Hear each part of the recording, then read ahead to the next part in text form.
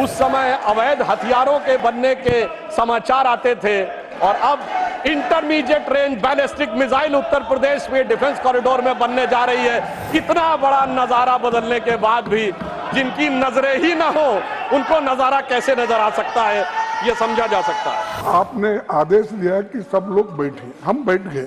फिर in spite of that if they are not honouring, सब बैठे भी नहीं तो सिर्फ अपना भाषण चलाते ही रहे। कौन सुनने वाला है आपका भाषण? हम तो नहीं सुन रहे। मैं बिल्कुल आपको नियम भी बताऊंगी sir, and I am also member of Parliament and I have been given this right sir to raise a point of order. सभापति महोदय, मैं उत्तर प्रदेश का रहने वाला हूं। वहां ब्रह्मोस मिसाइल का कोई पार्ट बने, कोई कंपोनेंट बने, ये अपने आप में कितने बड़े गर्व का विषय है। मुझे याद है कि हमारी सरकार, मोदी जी की सरकार आने से पहले उत्तर प्रदेश की छवि क्या बना के रखी गई थी। सिनेमा क्या बनता था उत्तर प्रदेश पे, जिला गाजियाबाद, लखनऊ सेंट्रल, तो सीरीज बनती थी मिर्जापुर, तो ओंकारा में मेरठ की गैंगवार, तो बाबर फिल्म में कानपुर की गैंगवार, तो कंपनी फिल्म में दिखाया जाता था कि जैसे कि मुंबई का सारा जो माफिया है वो पूर्वी उत्तर प्रदेश से आ रहा है।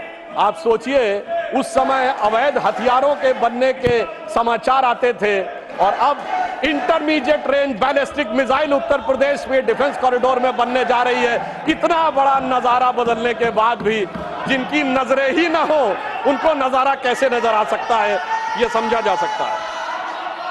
अभिभाषण के बिंदु क्रमांक 17 में राष्ट्रपति महोदया ने भारत के पब्लिक सेक्टर बैंक्स के बारे में अपना विचार व्यक्त किया है, जिसमें विशेषकर मैं सिर्फ 3 का उल्लेख करना चाहूंगा। State bank of India, life insurance corporation of India और हिंदुस्तान एरोनॉटिक्स लिमिटेड।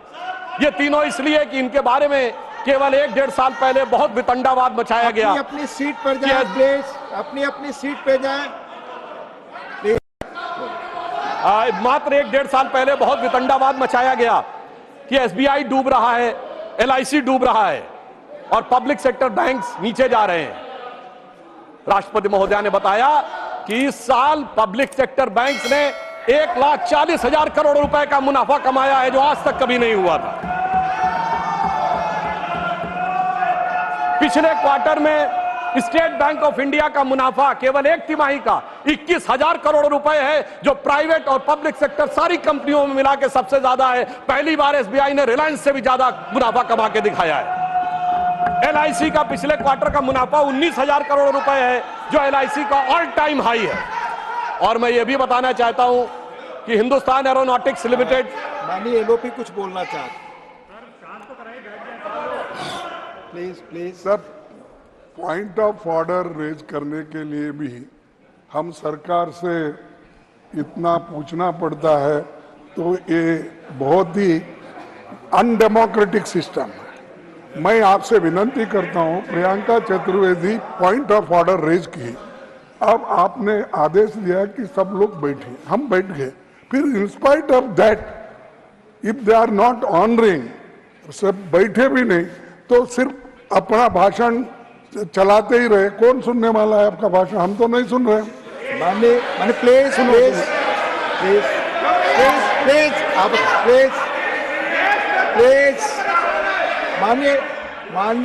देखिए सर, देखिए सर, आप मैंने आग्रह किया सभी लोग अपनी सीट पर जाएं। जब तक नहीं गए थे आपने कहा मैं मौका दूं। प्लीज माननीय एलओपी को बोलने दो। पॉइंट ऑफ रेजर किए हैं, आप बैठे। पॉइंट ऑफ ऑर्डर जो भी है, जब बाहर लोग थे यू अलाउ देम, मैंने कहा allow he has to yield.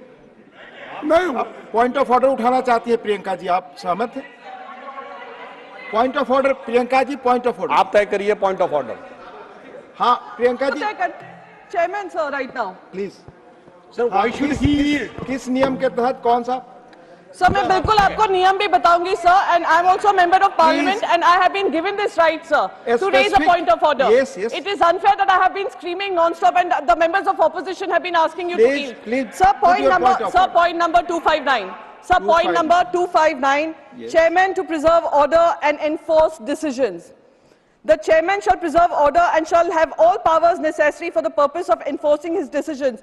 Sir, we have been protesting non-stop. We cannot hear what he is speaking. He is being allowed to speak while we are not being allowed to even raise a point of order. Isn't it your responsibility, sir, with all due respect, I know the rules. Please take your seat. Please take your seat. Please allow. This is not point of order. This is not point of order. Please. आप बोले.